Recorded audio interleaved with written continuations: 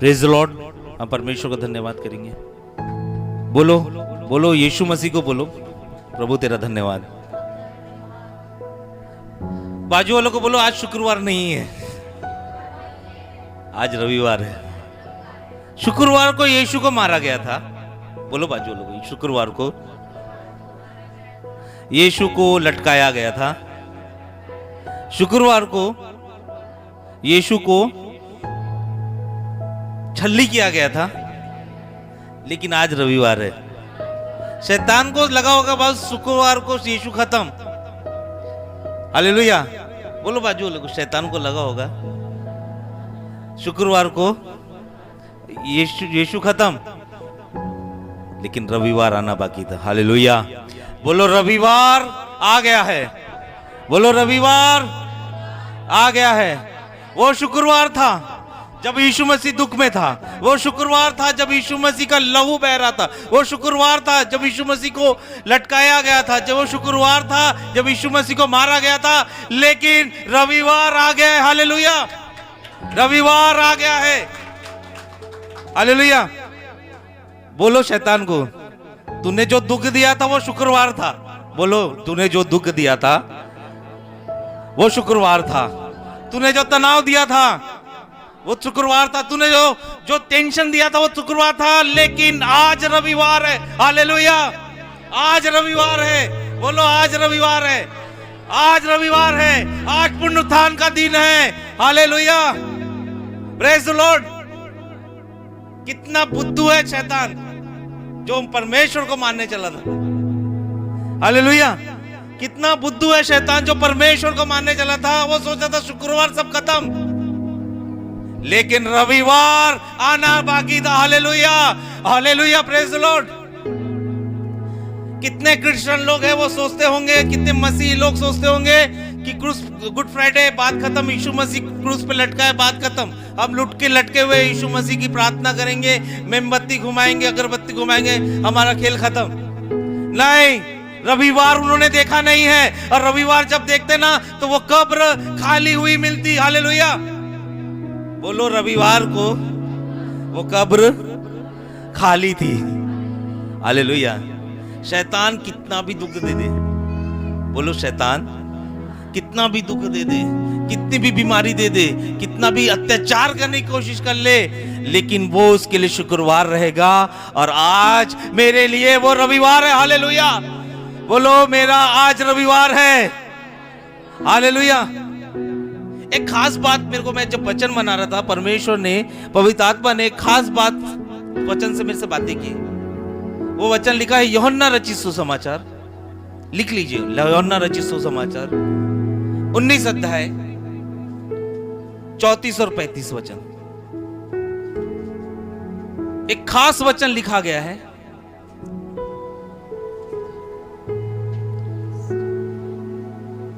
यूहन्ना 19 अध्याय पढ़ेंगे दीदी 34 और 35। परंतु सिपाहियों में से एक ने बर्छे से उसका पंजर बेधा और उसमें से तुरंत लहू और पानी निकला। क्या? बोलो लहू और पानी निकला। बोलो लहू और पानी निकला। और पानी निकला। आगे। जिसने यह देखा उसने गवाही दी है। उसने गवाही दी है और उसकी गवाही सच्ची है। और वह जानता है कि सच कहता है कि तुम भी विश्वास करो। हाँ। ये बातें इसलिए हुई कि पवित्र शास्त्र की यह बात पूरी हो कि उसकी कोई हड्डी तोड़ी ना जाएगी। कोई हड्डी तोड़ी ना जाए। हालेलुया। फिर एक और स्थान पर यह लिखा है कि जिसे उन्होंने भेदा है उस पर दृष्टि करेंगे। हालेलुया। एक खास बात लिखी हुई है। यीशु मसीह लटका था क्रूस पे और उसको चेक करने के लिए मरा है कि नहीं, तो भाले से, पंजर से उसके पेट में, लंग्स के पास ऐसा भाला डाला गया। आपको पता ही है, पता है दीदी आपको? तो क्या हुआ जब भाला डाला गया तो ब्लड और वाटर निकला। क्या निकला? लहू और पानी। मैंने बोला पवित्र आत्मा तूने खास तौर से ये क्यों लिखा कि ब्लड और वाटर है? हालेलुया। और खास तौर पे वो दिखाया गया है। वो जो सैनिक थे, रोमन सैनिक थे, इससे पहले कई बार उन्होंने कई लोगों को क्रूसीफाई किया था, क्रूस पे चढ़ाया था। लेकिन इस बार उसने क्यों बोला कि ये कुछ खास था? कोई व्यक्ति मर रहा है, ये एक अचंभे की बात थी कि उसके पेट से लहू बह रहा है और पानी बह रहा है। और बाइबल में वहां लिखा भी गया है कि क्या क्या बह रहा था? लहू और पानी। मैंने बोला पवित्र आत्मा क्यों लहू, क्यों पानी? लहू इसीलिए क्योंकि लहू दिखाता है आपके रिडेम्पशन को, आपके माफी को, आपके क्षमा को।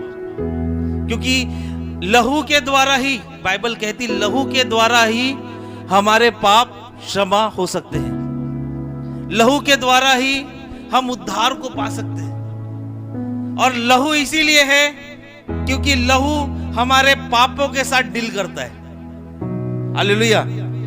लहू ही है जो हमारे पापों के साथ डील करता है। बोलो बाजू लोगों, लहू ही है जो हमारे पापों के साथ डील करता है।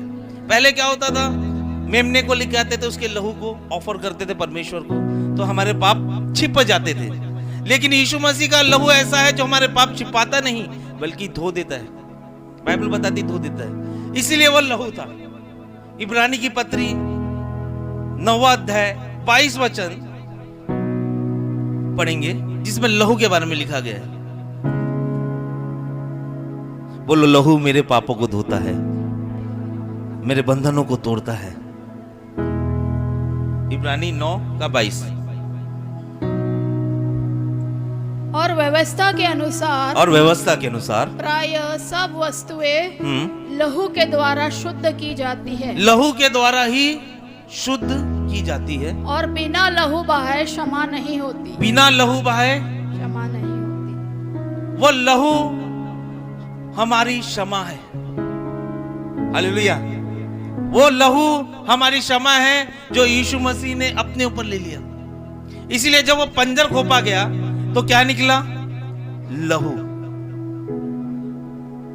दूसरा, वो पानी दिखाता है जिंदगी को, जीवन को। पानी दिखाता है जीवन को। और यीशु मसीह यूहन्ना रचित सुसमाचार 12 अध्याय 24 वचन में, यूहन्ना 4:14 में पानी के विषय में बोलता है, जीवन का जल मैं हूं।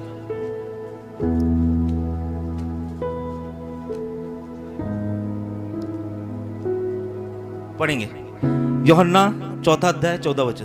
परंतु जो कोई उस जल में से पिएगा, जो मैं उसे दूंगा, वो फिर अनंत काल तक प्यासा न होगा। वो अनंत काल तक प्यासा ना होगा। हालेलुया। वरन जो जल मैं उसे दूंगा, वह उसमें से एक सोता बन जाएगा। हालेलुया। जो अनंत जीवन के लिए, जो अनंत जीवन। हमको 2 चीजों की जरूरत थी। मनुष्य जाति को 2 चीजों की जरूरत थी। एक, क्षमा की हमारे पापों से। दूसरा, अनंत जीवन की। क्योंकि जब शैतान ने हवा को अपने बातों में फंसाया था तो 2 चीजें हुई थी। एक तो हमने पाप किया था। बोलो, एक हमने पाप किया था। दूसरा, हमने मृत्यु पाई थी। तो यीशु मसीह वो जो एक्ट हुआ था जेनेसिस में, जो उत्पत्ति में जो एक्ट हुआ था, उसको खत्म करने आया था। तो इसीलिए उसके पेट से लहू निकला ताकि उस पाप की हमें क्षमा मिले। दूसरा, पानी, जो मर चुके हैं हमको क्या मिले? जीवन मिले। तो पानी जीवन के साथ डील करता है और लहू आपके पापों के साथ डील करता है। हालेलुया। बोलो, पानी मेरे जीवन के साथ डील करता है, लहू मेरे पापों के साथ डील करता है। इसीलिए यूहन्ना रचित सुसमाचार 12 अध्याय 24 वचन में ये पानी कैसा पानी था? यीशु मसीह बहुत अच्छा एग्जांपल देते ग्रेन्स का। पढ़ेंगे अनाज का एग्जांपल देते। यूहन्ना 12:24। मैं तुमसे सच सच कहता हूँ कि जब तक गेहूं का दाना भूमि में पड़कर मर नहीं जाता, बोलो भूमि में, बोलो जोर से, भूमि में पड़कर मर नहीं जाता, वो अकेला रहता है। यीशु मसीह वैसे ही था। जब तो वो क्रूस में था अकेला था। पर आगे, परंतु जब मर जाता है तो बहुत फल लाता है। आमेन। हालेलुया। इस वचन के लिए ताली बजाएंगे। हालेलुया। क्या बोल रहा है वचन? कि जब गेहूं का दाना भूमि पे गिर जाता है तो अकेला रहता है। यीशु मसीह भी गेहूं का दाना था, भूमि पे अकेला था जब क्रूस पे था। लेकिन जब मर जाता है तो क्या लाता है? बहुत फल लाता है, और वो हमारे फल है। शैतान को लगा कि मैं उसको मार दूंगा, लेकिन वो गेहूं का दाना था जो भूमि में गिरने से और फल लाता है। हालेलुया। बोलो यीशु मसीह, बोलो हाथ उठा के, यीशु मसीह मेरा जीवन है। वो गेहूं का दाना है जो मरने के बाद बहुत जीवन लाता है।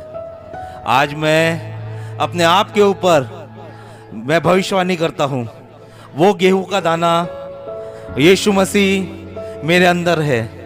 मैं उस पर विश्वास करता हूं, वो मुर्दों में से जी उठा है, और इस वचन के अनुसार वो मरा हुआ दाना, वो मरा हुआ यीशु बहुत फल लेके आएगा। हालेलुया। मेरे जीवन में बहुत फल लेके आएगा। हालेलुया। हमको दोनों की जरूरत है। हमको पाप के क्षमा की भी जरूरत है और अनंत जीवन की भी जरूरत है। कोई है कि जिसको बस पाप से क्षमा की जरूरत है? कोई है कि जिसको अनंत जीवन की केवल जरूरत है? नहीं, हमको दोनों जरूरत है। बोलो बाजू लोग, हमको दोनों की जरूरत है। उसके लहू का एक पर्पस था कि आपको पापों से छुड़ाए, और उसके पानी का एक पर्पस था कि आपको वो अनंत जीवन दे। इसीलिए ये जब पंजर मारा गया तो लहू और पानी निकला। हालेलुया। यीशु मसीह कभी क्रिश्चियन के लिए मरा नहीं। बोलो बाजू वाले को, यीशु मसीह क्रिश्चियन के लिए नहीं मरा। यीशु मसीह बोलो फिर से, हालेलुया। यीशु मसीह क्रिश्चियन लोगों के लिए नहीं मरा। यीशु मसीह विश्वासी लोगों के लिए नहीं मरा। यीशु मसीह मसीह लोगों के लिए नहीं मरा। यीशु मसीह पापी लोगों के लिए मरा। हालेलुया। Praise the Lord. जोरदार ताली। यीशु मसीह किसके लिए मरा? क्रिश्चियंस के लिए, मसीहों के लिए, अल्बर्ट पिंटोस थॉमस के लिए? यीशु मसीह मरा पापियों के लिए, हमारे लिए, क्योंकि बाइबल बताती हम पापी थे। हालेलुया। उसने ये नहीं देखा कि क्रिश्चियन है, कौन सा चर्च जाता है, इतने साल तक जाता है, इसके बाद मेंबरशिप है कि नहीं। वो पापियों के लिए मरा। हालेलुया। और वो पापी सारी दुनिया में, तो पूरी जगत के लिए मरा। मेरे लिए मरा, आपके लिए मरा, आपके पड़ोसी के लिए मरा, आपके रिश्तेदारों के लिए मरा, जो यीशु को जानते भी नहीं, उन सब के लिए यीशु मसीह मरा। उन सब के लिए उसने लहू बहाया। उन सब के लिए उसने पेट से पानी निकला।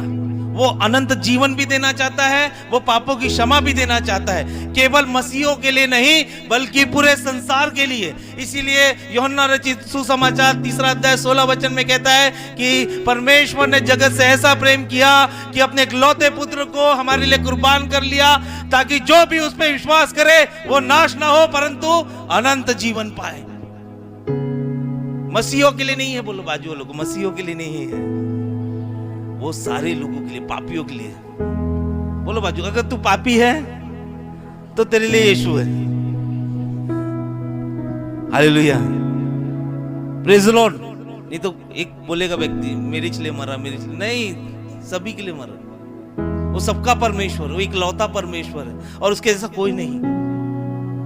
दूसरा, मुझे परमेश्वर ने बताया कि जब यीशु मसीह जब मारा गया तो उसको कब्र में रखा गया। हालेलुया। कहाँ रखा गया? ध्यान से सुनना, भेद की बात बताता हूँ। उसको कब्र में रखा गया। कब्र में जब रखा गया तो तीसरे दिन उसकी भविष्यवाणी के अनुसार कि मैं 3 दिन बाद फिर से जी उठूंगा। जैसे योना मछली के पेट में 3 दिन रहा, मनुष्य का पुत्र भी 3 दिन बाद पृथ्वी की कोख से निकल जाएगा। उस समय के आगे क्या होता है? बोलो बाइबल। बोलो बाजू लोगों, बाइबल यीशु मसीह के जी उठने के बाद चालू होती है। गॉस्पल जो है, असली सुसमाचार यीशु मसीह के जी उठने के बाद चालू होते हैं। पढ़ेंगे यूहन्ना रचित सुसमाचार 20वां अध्याय 17 वचन। ध्यान से सुनना ये वचन को। यीशु ने उससे कहा, मुझे मत छू, क्योंकि मैं अब तक पिता के पास ऊपर नहीं गया। 2 वचन पहले पढ़ेंगे दीदी, क्या हुआ उस वहां पे? यीशु ने उससे कहा, हे नारी, 2 वचन पहले, हे नारी, उससे और एक 2 वचन। अच्छा, परंतु मरियम रोती हुई कब्र के पास मरियम मदगली रोती हुई कब्र के पास पहुंची और रोते रोते कब्र की ओर झुककर स्वर्गदूतों को उज्जवल कपड़े पहने हुए एक को सिरहाने और दूसरे को पैथाने के बैठे देखा। हाँ। और जहाँ यीशु की लोथ पड़ी थी, हाँ। उन्होंने उससे कहा, हे नारी, तू क्यों रोती है? हाँ। उसने उनसे कहा, वे मेरे प्रभु को उठा ले गए और मैं नहीं जानती कि उसे कहाँ रखा है। उसे कहाँ रखा है? यह कहकर वह पीछे फिरी और यीशु को खड़े देखा और न पहचाना कि यह यीशु है। हाँ। यीशु ने उससे कहा, हे नारी, तू क्यों रोती है? क्यों रोती है? और किसको ढूंढती है? उसने माली समझकर उससे कहा, हे महाराज, यदि तूने उसे उठा लिया है तो मुझसे कह कि उसे कहाँ रखा है। हाँ। और मैं उसे ले जाऊंगी। हाँ। यीशु ने उससे कहा, मरियम। उसने पीछे फिरकर उससे इब्रानी में कहा, रब्बानी, रब्बुनी, अर्थात हे गुरु। यीशु ने उससे कहा, मुझे मत छू, क्योंकि मैं अब तक पिता के पास ऊपर नहीं गया। हालेलुया। क्या बोल रहा है यीशु मसीह? वो जो मरियम मदगलनी थी, वो ऐसी समाज से आती थी। बाइबल बताती है कि उसके अंदर बहुत सारी दुष्ट आत्माएं थी। यीशु मसीह ने उसको छुड़ाया था, और जब यीशु मसीह ने उसको छुड़ाया, वो यीशु की फॉलोवर बन गई, यीशु के पीछे पीछे चलने वाली बन गई, यीशु की दीवानी हो गई। और जैसे ही तीसरा दिन हुआ, वो कब्र में कुछ इत्र लेके, जो भी उनकी फॉर्मेलिटीज रहती है, उनको लेके आई और देखी कब्र खुला हुआ है। और जहाँ पे यीशु को लिटाया गया था, उसके लोथ को लिटाया गया था, वहाँ पे यीशु नहीं है, बल्कि वहाँ पे दो स्वर्गदूत हैं। एक सिराने में है, सिर के तरफ, एक पैराने में है। जैसे आर्क ऑफ कम्युनियन देखो, वाचा का संदूक, उसमें दो स्वर्गदूत बने रहते हैं, एक सिराने के तरफ, एक पैराने के तरफ। यीशु मसीह हमारा वाचा का संदूक है, हमारी वाचा है। हालेलुया। अब आगे क्या हुआ? यीशु मसीह को उसने एक माली के रूप में देखा, फिर ध्यान दिया, अरे ये तो यीशु मसीह है।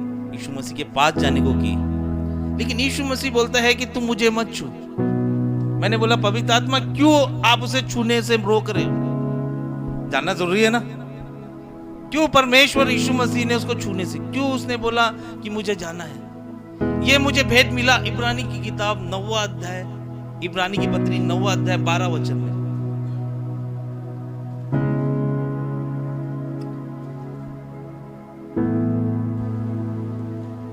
और बकरी और बछड़ों के लहू के द्वारा नहीं, पर अपने ही लहू के द्वारा एक ही बार पवित्र स्थान में प्रवेश किया और अनंत छुटकारा प्राप्त किया। क्या बोल रहा है वचन? कि यीशु मसीह अपने लहू के द्वारा कहाँ प्रवेश किया? पवित्र स्थान, यानी परमेश्वर के पास। अदर बाइबल में लिखा, he offers his blood to heaven. उसने अपने लहू को हेवन में ले जाना था। और ये वक्त ऐसा था जब यीशु मसीह अपने सारे लहू को लेकर किसको लेकर जाने वाला था? परमेश्वर के पास। क्यों? क्योंकि वो परमेश्वर को हमारे आपके पापों के लिए, हमारे आपके शापों के लिए वो ऑफरिंग चढ़ाना उसका बाकी था। आप वो 9वां अध्याय पढ़ोगे इब्रानी का, तो वहां लिखा गया है कि यीशु मसीह प्रमुख याजक है। और बाइबल के अनुसार पुराने नियम में जब आप लेवी व्यवस्था पढ़ोगे, 6वां अध्याय पढ़ोगे, तो जो याजक रहते हैं वो कैसा पवित्र बनकर लहू को, जो ऑफर किया हुआ लहू है, वो परमेश्वर के मंदिर में चढ़ाते थे। हालेलुया। यीशु मसीह परमेश्वर था और वो महान याजक था, और वो हेवन में जाकर अपने पिता को वो ब्लड चढ़ाने वाला था। वो प्रक्रिया होनी बाकी थी। इसीलिए उस मरियम को बोला उसने कि तू मुझे अभी मत छू, क्योंकि लेवी व्यवस्था 6वां अध्याय 27 वचन आप पढ़ेंगे।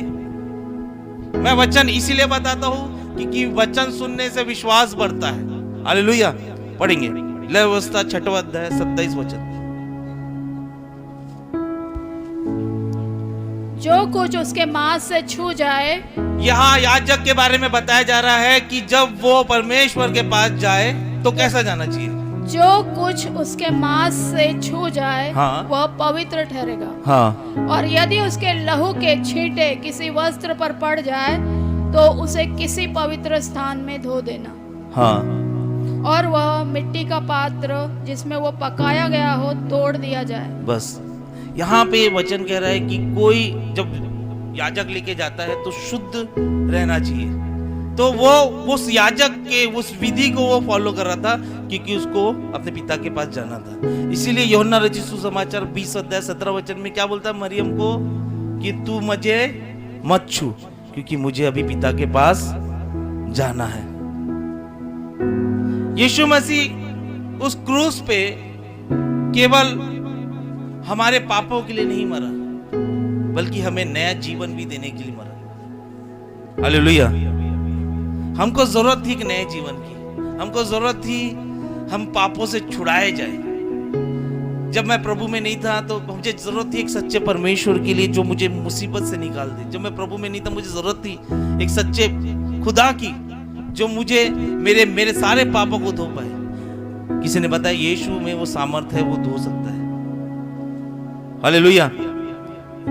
यीशु मसीह मेरे पापों के लिए उस क्रूस पे गया। बोलो यीशु मसीह, बोलो बाजू लोगों यीशु मसीह, हाथ मिला के यीशु मसीह मेरे पापों के लिए उस क्रूस पे गया। नहीं नहीं नहीं नहीं, यीशु मसीह खुद मैं बन के उस क्रूस पे गया। हालेलुया। बोलो बोलो यीशु मसीह मैं खुद मैं बन के उस क्रूस पे गया। हालेलुया। वो पिता को क्या देख रहा है वो क्रूस पे? ये मोंटी जा रहा है क्रूस पे। पिता ऊपर से क्या देख रहा है? ये अमित भाई जा रहे क्रूस पे, ये राजू भाई जा रहे क्रूस पे। वो पिता क्रूस से ऊपर से क्या देख रहा है? ये मारिया दीदी जा रही क्रूस पे, ये प्रकाश जी रश्मि जा रही क्रूस पे। बोलो यीशु मसीह मैं बन के क्रूस पे चढ़ा और उसने सारे पापों से मुझे धो डाला। Hallelujah hallelujah. बोलो यीशु मसीह मैं खुद बनकर क्रूस पे चढ़ा। मुझे जो सजा मिलने थी, मुझे जो तकलीफ मिलनी थी, उसने खुद सहा, खुद बन के सहा। और 3 दिन बाद फिर से जी उठा। सबसे बड़ी कथा, मरो में से जी उठा। मैंने बोला परमेश्वर क्यों तूने 3 दिन बाद जिलाया? 2 दिन बाद भी जिला सकता था, 1 दिन बाद भी जिला सकता था। लेकिन बाइबल में लिखा है कि जितने इब्रानी लोग हैं, आप बाइबल पढ़ोगे, जब तक 3 दिन नहीं होते लोग ऐसा सोचते हैं कि 1 दिन में आदमी जिंदा हो सकता है, दूसरे दिन भी जिंदा। इसलिए यीशु मसीह बोला 3 दिन बाद मैं जीवित उठूंगा, ताकि किसी को कुछ शक भी ना हो। और वो किसकी शक्ति से उठा? पुनरुत्थान की शक्ति से। हालेलुया। बोलो वो पुनरुत्थान की शक्ति से जी उठा। रोमियो की किताब 8वां अध्याय 11 वचन में पौलुस बोलता है, क्या बोलता है? पढ़िए उस पुनरुत्थान की शक्ति के बारे में। रोमियो 8:11 पढ़ेंगे। और यदि उसी का आत्मा जिसने यीशु को मरे हुओं में से जिलाया तुम में बसा हुआ है, तो जिसने मसीह को मरे हुओं में से जिलाया वो तुम्हारी मरणहार देहों को भी अपने आत्मा के द्वारा जो तुम में बसा हुआ है जिलाएगा। फिर से पढ़ेंगे, दीदी के साथ पढ़ेंगे, ये वचन को पढ़ेंगे दीदी के साथ।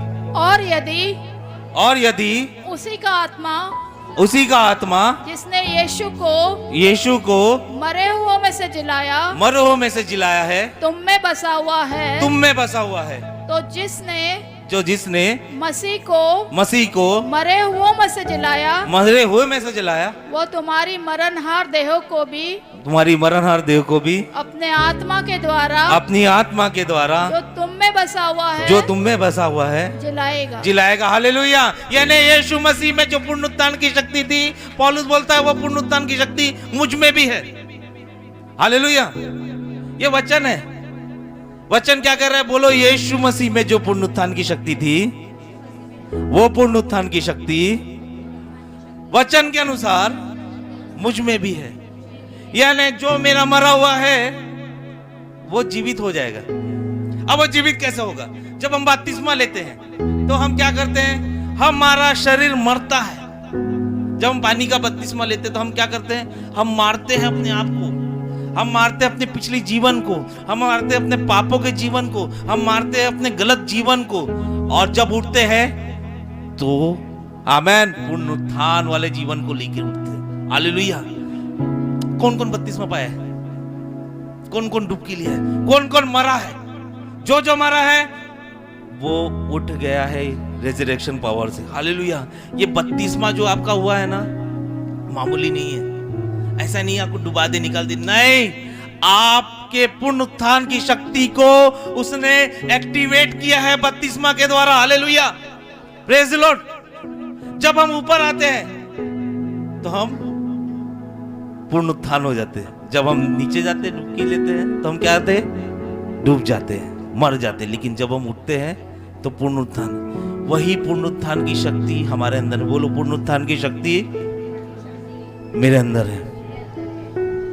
यीशु मसीह चाहता है कि पुनरुत्थान की शक्ति आपके पास रहे। सेम शक्ति उसने लाजरस के ऊपर इस्तेमाल किया। लाजरस कितने दिन का मरा था? 4 दिन का। बोलो बाजू वाले को, 4 दिन का लाजरस मरा हुआ था। लाजरस को कभी फेमस नहीं था। फेमस था क्या? कोई जानता था कि लाजरस को? छोटे से गांव में रहने वाला, बैतनी के छोटी से गांव में रहने वाला लाजरस। आप भी छोटे से गांव में रहते होंगे, छोटे से घर पे रहते होंगे, छोटी सी गली में रहते होंगे, कोई नहीं जानता है। लेकिन लाजरस कैसे फेमस हुआ? जब पुनरुत्थान की शक्ति उसके अंदर काम की। हालेलुया, तब उसको पहचानना चालू कर दिया। क्या आपके अंदर पुनरुत्थान की शक्ति है? क्या आप अभी भी कब्र में पड़े हो? क्या आप आज भी खालीपन में पड़े हो? क्या आज भी आप पापों के साथ जुड़े हुए हो? ये पहला क्वेश्चन है।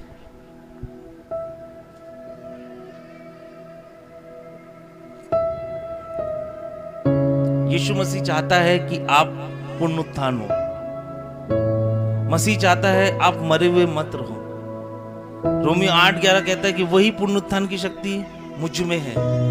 मसीह चाहता है कि आप मरे हुए मत रहो, आप पाप में मत रहो, आप उस खालीपन में मत रहो, आप उस दुविधाओं में मत रहो, आप उस भेदभाव में मत रहो, वो पुराने जीवन में मत रहो। जब तक आप उस पुराने जीवन में हो, तब तक पुनरुत्थान की शक्ति आपके जीवन में काम नहीं कर सकती। आज मेरा रिजरेक्शन डे का मैसेज यही है कि आपके अंदर पुनरुत्थान की शक्ति है। You have power of resurrection. और रिजरेक्शन पावर कब एक्टिवेट होता है? जब आप मर के जी उठते हैं। यीशु मसीह का रिजरेक्शन पावर कब पैदा हुआ? जब वो मर के जी उठा। आपको अगर रिजरेक्शन पावर से चलना है चाहिए तो आपको मरना पड़ेगा। वो फॉर्मेलिटी हो गई पानी में, लेकिन पवित्र आत्मा का बपतिस्मा अभी बाकी है। एक डिफरेंस है ग्रेव और ग्रेस में। ग्रेव का मतलब होता है कब्र, ग्रेस का मतलब होता है अनुग्रह। अगर आप कब्र में हो तो ग्रेस नहीं मिल सकती। अगर आप कब्र में हो तो आशीष नहीं मिल सकती। अगर आप कब्र में हो तो चंगाई नहीं मिल सकती, क्योंकि कब्र में पड़ा हुआ आदमी मरा हुआ रहता है। यकीन करते हैं? और कब्र में ही शैतान ज्यादा काम करता है। वो जो व्यक्ति था जिसके अंदर सेना दुष्ट आत्मा भरी थी, वो कहाँ घूमता था? बाइबल के अनुसार वो कब्रों में घूमता था। लेकिन यीशु मसीह आया पुनरुत्थान की शक्ति के साथ, उसके सेना को भगाया। वो कभी दोबारा कब्रों में नहीं गया होगा। लेकिन हम आज ऐसा कर रहे हैं कि हम कब्र से निकलते हैं, फिर कब्र में चले जाते हैं, कब्र से निकलते हैं, फिर कब्र में चले जाते हैं। हम ग्रेव से ग्रेस में जाते हैं, फिर ग्रेव में चले जाते हैं। ऐसे ही जीवन चल रहा है। लेकिन यीशु मसीह, मैं आपको बता देता हूं, एक बार मारा गया और एक बार मरों में से जी उठा है। अब कभी नहीं मरने वाला।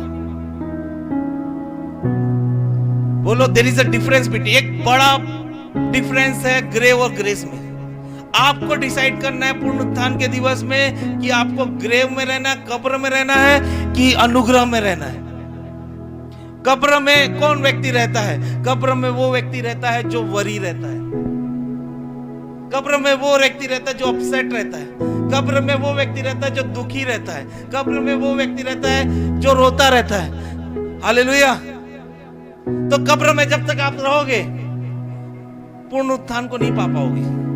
कब्र में जब तक आप रहोगे, आप ग्रेस को नहीं पा पाओगे।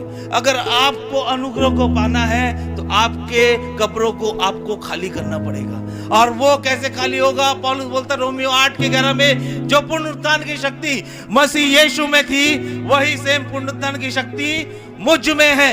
हम में है, और उस पुनरुत्थान की शक्ति आज आपको ये बोल रही है, ये आपके कानों में डाल रही है, ये बोल रही है कि वो पुनरुत्थान की शक्ति को तू उपयोग कर, और जो भी तेरी वरीनेस है, जो भी तेरे चिंताएं हैं, जो भी तेरी तकलीफें है, उस कब्रों को तू खाली कर, क्योंकि यीशु मसीह योग्य है, काबिल है आपको उस कब्र से निकालने के लिए।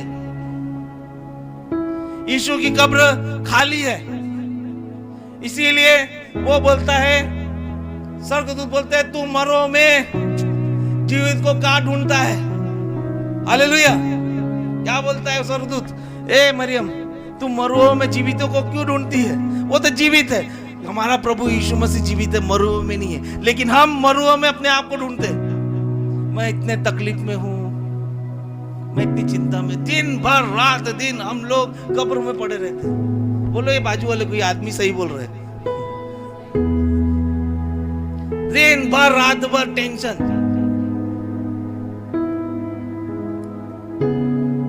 दिन रात भर टेंशन, रोते रहते, क्या रो के कब्र में रोते रहते। और रिश्तेदार भी जा रहे हैं तो उसके कब्र में तू जा घुस, मैं रोऊंगा बोलते। बोलो बाजू लगे आदमी सही बोल रहे हैं। हालेलुया। आदत पड़ गई है हमको कब्र में रहने की, आदत पड़ गई हमको ग्रेव में रहने की, आदत पड़ गई हमको चिंताओं में रहने की, आदत पड़ गई हमको गरीबी में रहने की, आदत पड़ गई हमको कर्जों में रहने की, आदत पड़ गई हमको बीमारी में रहने की। क्यों?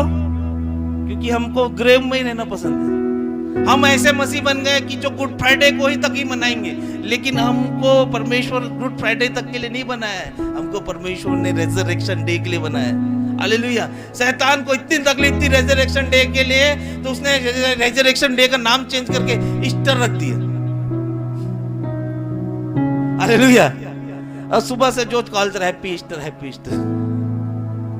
ये शैतान की चाल है। ईस्टर, ईस्टर एक चुड़ैल का नाम है, अंडे का नाम है, दुष्टात्मा का नाम है।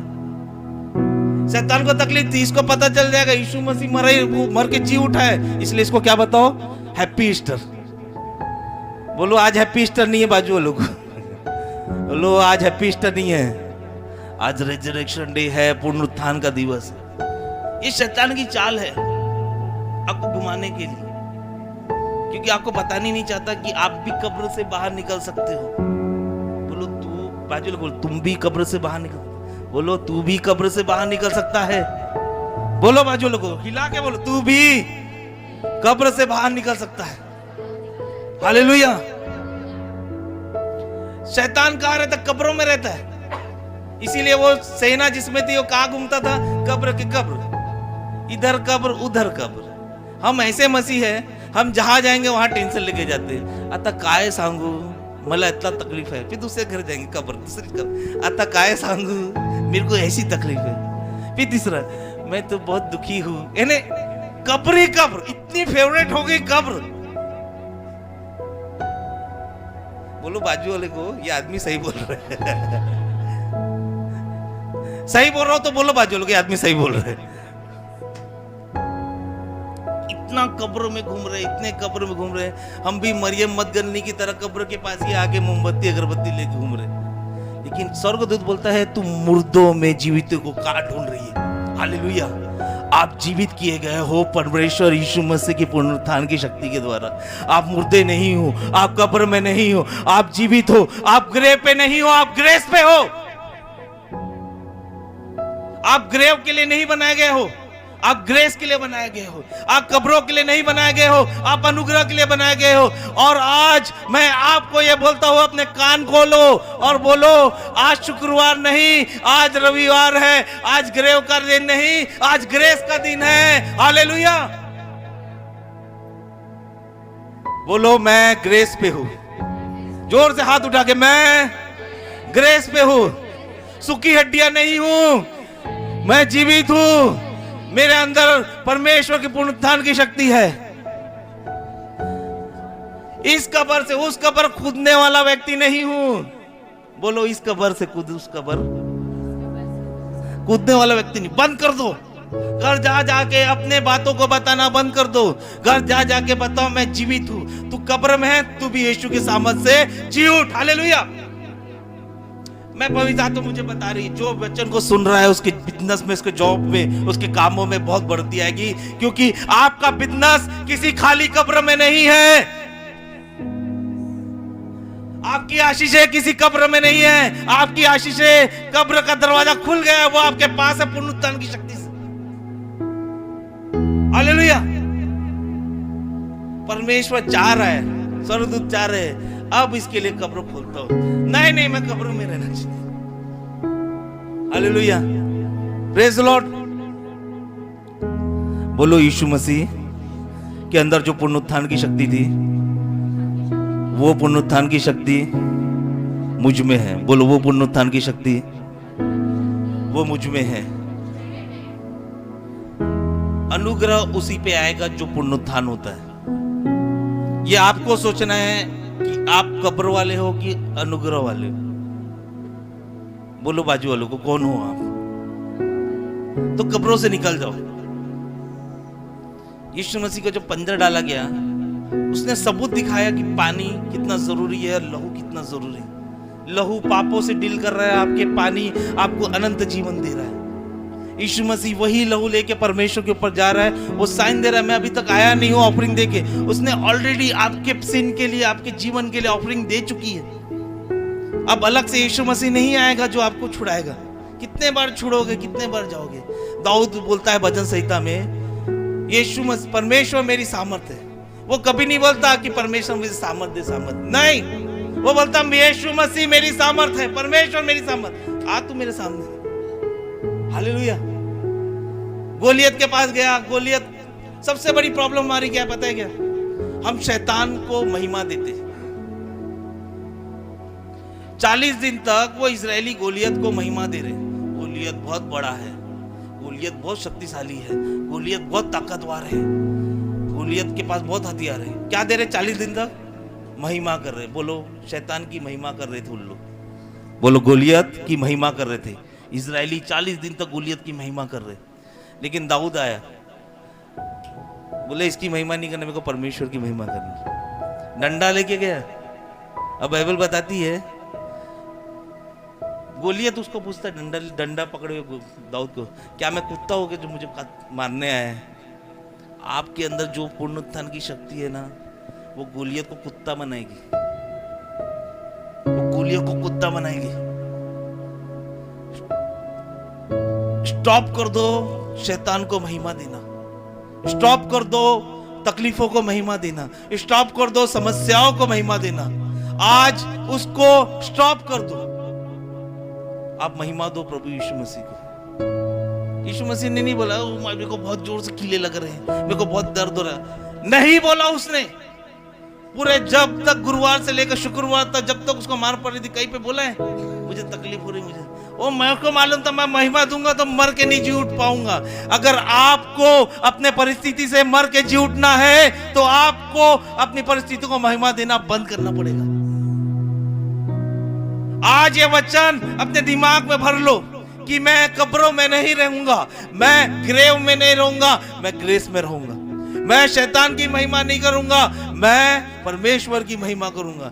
एक मसीह व्यक्ति कभी अपने तकलीफों की महिमा नहीं करता, कभी अपने तकलीफों को बड़ा नहीं बताता, मेरे साथ ये हुआ, मेरे साथ हुआ। नहीं, मेरे सामने परमेश्वर है, मेरे साथ परमेश्वर है, मैं परमेश्वर की महिमा करूंगा। परमेश्वर मुझे शक्ति देगा, वो बात अलग है। परमेश्वर मेरी शक्ति है, ये बात सही है। दाऊद ने कभी नहीं बोला परमेश्वर मुझे शक्ति देगा, नहीं, परमेश्वर मेरी सामर्थ है, परमेश्वर मेरी चट्टान है, परमेश्वर मेरा बल है। वो यीशु मसीह आपका बल, आपकी सामर्थ, आपकी शक्ति है। हालेलुया। बोलो परमेश्वर से प्रार्थना करो। क्यों ना अपने पैरों में खड़े हो जाए, प्रार्थना करो, प्रार्थना करो, प्रार्थना करो, प्रार्थना करो कि जो भी आज वचन सुने हो आप अपने लाइफ को सोचो, उसके बारे में सोचो कि क्या मैं ग्रेव में हूं, क्या मैं कब्र में हूं। सोचो सोचो सोचो, 2 मिनट सोचो अपने आप को, अपने जीवन के बारे में सोचो। सोचो क्या मैं ग्रेव में हूं, क्या मैं कब्र में हूं। सोचो सोचो सोचो सोचो, प्रार्थना करो, प्रार्थना करो। वो यीशु मसीह ने वो जल और पानी उसके पेट से निकला, क्या वो हमारे लिए निकला था? क्या यीशु मसीह जो ब्लड की ऑफरिंग लेके ऊपर जा रहा था, क्या वो हमारे लिए लेके जा रहा था? क्या वो प्रमुख याजक था? क्या उसमें वो सामर्थ है जो मेरे मरेपन को जीवित कर सकती है, जो मेरे मरे हुए सपने को जीवित कर सकती है, मेरे हुए आशीषों को जीवित कर सकती है? क्या ये बाइबल में जो रोमियो 8:11 में लिखा है कि जो पुनरुत्थान की शक्ति प्रभु यीशु मसीह में थी, वही सेम पुनरुत्थान की शक्ति मुझ में है?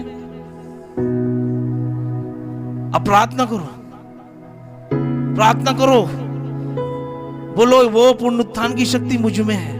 बोलो पुनरुत्थान की शक्ति मुझ में है, पुनरुत्थान की शक्ति मुझ में है, पुनरुत्थान की शक्ति मुझ में है, पुनरुत्थान की शक्ति मुझ में है। अगर आज मैं मरा हुआ नहीं हूं तो मैं आज अपने आप को मारता हूं। मुझे मालूम है जब मैं अपने आप को मारूंगा वो रेजरेक्शन पावर एक्टिवेट हो जाएगा, वो पुनरुत्थान की शक्ति एक्टिवेट हो जाएगी। यीशु मसीह मरने के लिए रेडी था, यीशु मसीह मरने के लिए रेडी था क्योंकि उसको रिजरेक्शन की शक्ति को पूरी दुनिया में पहचाना था। रोबो सीखी अंधारा बास सीखी थी, वो रिखा बास सीखी थी। बोलो पुनरुत्थान की शक्ति मुझ में है, बोलते रहो, बोलते रहोगे कर, पुनरुत्थान की शक्ति, पुनरुत्थान की शक्ति मुझ में है। मैं कब्रों वाला नहीं, मैं अनुग्रह वाला हूँ। मैं कब्रों वाला नहीं, अनुग्रह वाला। प्रार्थना करो, प्रार्थना करो, प्रार्थना करो, अपने लाइफ को चेंज करो, चेंज करो, चेंज करो। बोलो ये प्रभु यीशु मसीह जो पुनरुत्थान की शक्ति तुझे मरों में से जी उठाई है, वो पुनरुत्थान की शक्ति रोमियो 8:11 के अनुसार मेरे अंदर है। बोलो मेरे अंदर है, मेरे भीतर है, वो मेरे भीतर है। तू वो गेहूं के समान है जो मरने के बाद बढ़ता है। हालेलुया। अब मैं जब मरूंगा मैं भी गेहूं के समान और बढ़ूंगा। Hallelujah, hallelujah. वही गेहूं की शक्ति आपके अंदर है। हालेलुया। वही सेम बाइबल बोलती है जो पवित्र आत्मा यीशु में थी वही सेम पवित्र आत्मा मुझ में है। यानी जो शक्ति यीशु मसीह के पास थी वही शक्ति मुझ में है। आज मैं अपने आप को मारूंगा तो गेहूं के समान बहुत ताकत से बढ़ूंगा। जब तक आप मरोगे नहीं तब तक आप बढ़ोगे नहीं। क्या आप रेडी है अपने पुराने जीवन को मानने के लिए? क्या आप रेडी है अपने पुराने जीवन को मानने के लिए? अगर रेडी है तो पुनरुत्थान की शक्ति आपका वेट कर रही है। अगर आप रेडी है तो पुनरुत्थान की शक्ति आपका वेट कर रही है। बोलो पुनरुत्थान की शक्ति मेरा वेट कर रही है। ओ रिखे बे सेखे दिखांदा से खे दिखांदा रे आंदे रे वो सुदूर